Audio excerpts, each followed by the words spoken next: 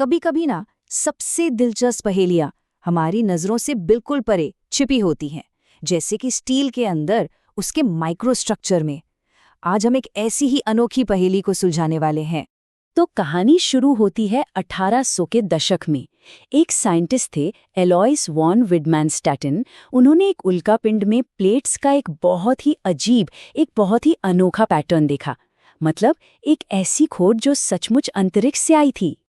और बस यहीं से मामला एकदम दिलचस्प हो जाता है। ये जो कॉस्मिक पैटर्न है, जो अंतरिक्ष से आया डिजाइन है, वो हमारे रोजमर्रा के इंडस्ट्रियल स्टील के अंदर आखिर क्यों और कैसे बन रहा है। चलिए इस रहस्य की तह तक चलते हैं। तो इस पैटर्न का नाम है विडमैनस्टैटिन फेराइट। ये आयरन का एक बहुत ही खास क्रिस्टल स्ट्रक्चर है। जब स्टील को माइक्रोस्कोप के नीचे देखा जाता है तो ये एकदम सुंदर, साफ सुथरी सफेद प्लेट्स की तरह दिखता है। लेकिन सबसे बड़ा सवाल तो यही है कि ये बनता कैसे है।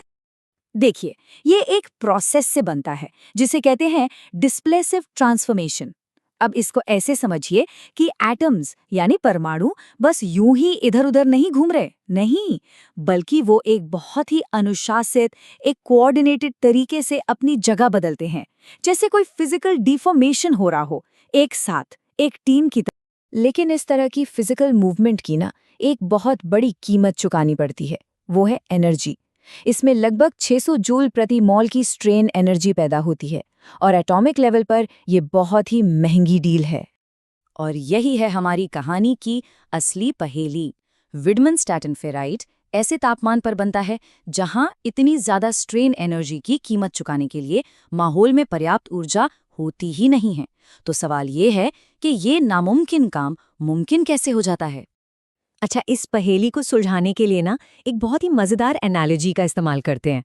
मान लीजिए कि एटम्स को अपना स्ट्रक्चर बदलना है, तो वो ये काम दो तरीकों से कर सकते हैं। एक तरीका है मिलिट्री ट्रांसफॉर्मेशन। इसमें सब कुछ बहुत अनुशासित होता है, एकदम तेजी से। हर एटम अपने पड़ोसियों के साथ बना रहता है, लेकिन इसका नतीजा बहुत ज्यादा स्ट्रेन। और दूसरा तरीका है सिविलियन ट्रांसफॉर्मेशन। ये थोड़ा बेतरतीब है। इसमें एटम्स आजाद हैं, अपने नए दोस्त, नए पड़ोसी ढूंढ सकते हैं, जिससे स्ट्रेन कम से कम होता है। तो अब सवाल ये है कि विडमैनस्टैटिन फेराइट क्या है, मिलिट्री या सिविलियन? सच तो ये है कि ये इन दोनों का एक बहुत ही स्मार्ट मिक्सचर है, एक तरह का पैरामिलिट्री ट्रांसफॉर्मेशन। चलिए देखते हैं कि ये कैसे काम करता है।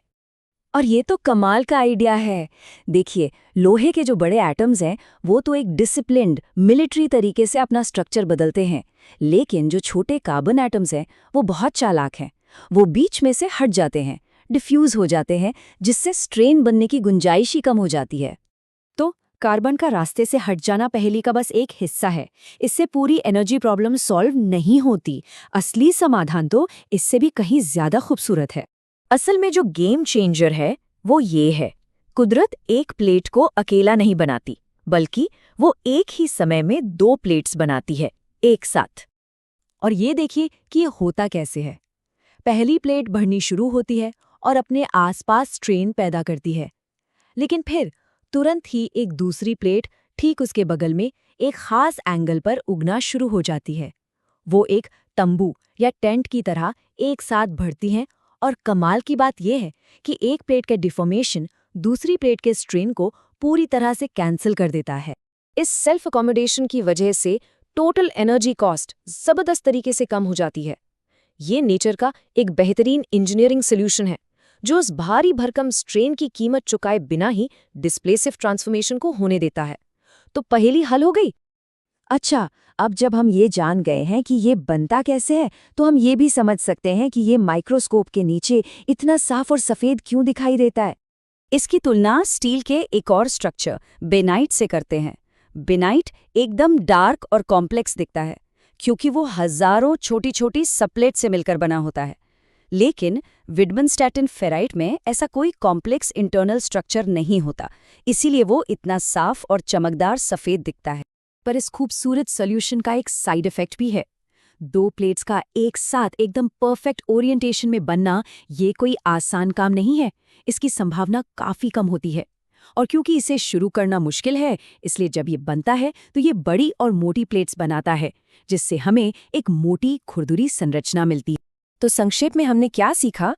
हमने देखा कि वीडमन-स्टैटिन फेराइट एक बहुत ही स्मार्ट पैरामिलिट्री ट्रांसफॉर्मेशन है। इसमें लोहे के एटम्स तो अनुशासित ढंग से बदलते हैं, पर कार्बन वाले एटम्स रास्ते से हट जाते हैं। लेकिन असली जादू है दो प्लेट्स का एक साथ तंबू की तरह बढ़ना, जो एक दूसरे के स्ट्रेन को ही खत्म कर देता है। और यही वजह है कि ये ऊंचे तापमान पर भी बन पाता है और हमें एक साफ सुथरी और मोटी माइक्रोस्ट्रक्चर मिलती है। आखिरकार ये सारा खेल एनर्जी का है। जैसा कि सोर्स मटेरियल में भी कहा गया है, इस स्ट्रक्चर का जो आकार है, जो रूप है, वो सब कुछ बस स्ट्रेन एनर्जी को कम से कम करने की एक शानदार रणनीति का नतीजा है। और ये हमें एक बहुत बड़े सवाल पर लाकर छोड़ देता है। अगर प्रकृति एटॉमिक लेवल पर इतनी खूबसूरत और इतनी एफिशिएंट प्रॉब्लम सॉल्व कर सकती है, तो शायद हमारी अपनी चुनौतियों के लिए इंजीनियरिंग से लेकर डिज़ाइन तक इसमें कितने ही सबक छिपे हो सकते हैं। है ना सोचने वाली बात?